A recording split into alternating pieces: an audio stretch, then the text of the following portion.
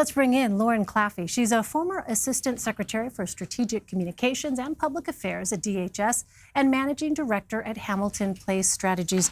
Lauren, thanks so much for being here. Thanks for having me. So you left DHS last summer, and from your perspective, I wonder, did Kirstjen Nielsen do enough to support the goals of the Trump administration when it came to immigration?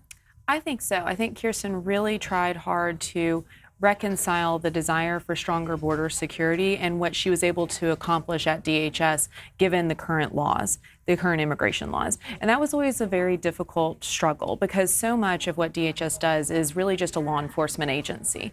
They really are just enforcing whatever laws are on the books. And it's important to realize that because time and again we've seen the department, not just under this administration, but other administrations, go to Congress and ask for an update on the immigration laws because the system is completely overwhelmed. It takes 3 years to process an asylum claim right now. And that's completely unacceptable for the people that are trying to get into the United States, let alone like our own personal systems. So I think that she tried that route. It didn't work. Obviously, we're in a different congressional situation now, but that was part of the problem, is that she was trying to work with Congress that didn't want to work with her. Well, let me ask you about one of the president's advisors, Stephen Miller. How was he viewed by DHS when you were there? He was very active. How so?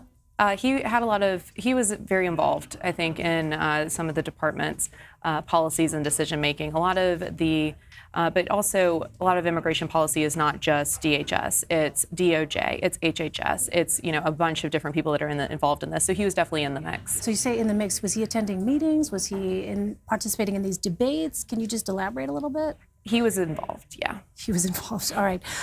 Let me ask you about former Secretary Nielsen's resignation letter. In it, she said, quote, "I hope that the next secretary will have the support of Congress and the courts in fixing the laws which have impeded our ability to fully secure America's borders and which have contributed to discord in our nation's discourse."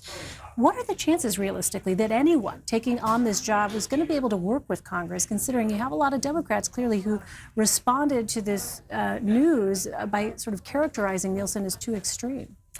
I'm hopeful that something breaks. Maybe a new personality coming in will be something that helps Congress move forward on this. I don't see it happening, though, because I just can't imagine them actually getting confirmed at this point because it'll be so contentious. But we can only hope because the system's breaking.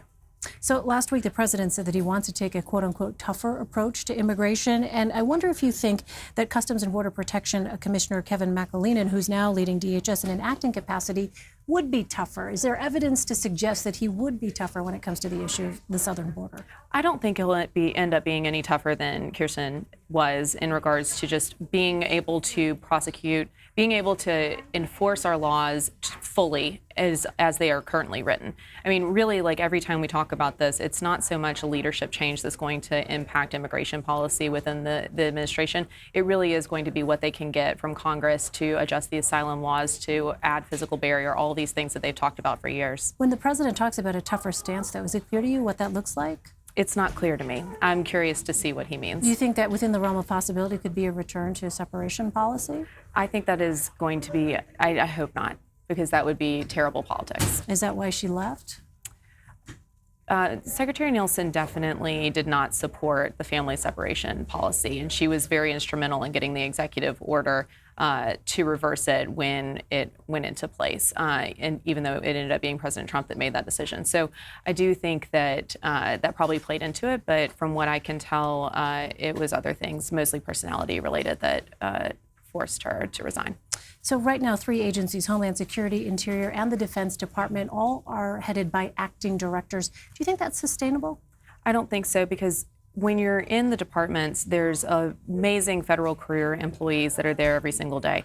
But when you have an acting leader, somebody who's temporary, it's really hard to marshal those people to get done what you need to get done because they don't know if you'll be there the next day. They don't know if you'll continue to be their boss. So it's not so much that these people aren't qualified or they couldn't do the job. It's that you can't lead in an acting capacity.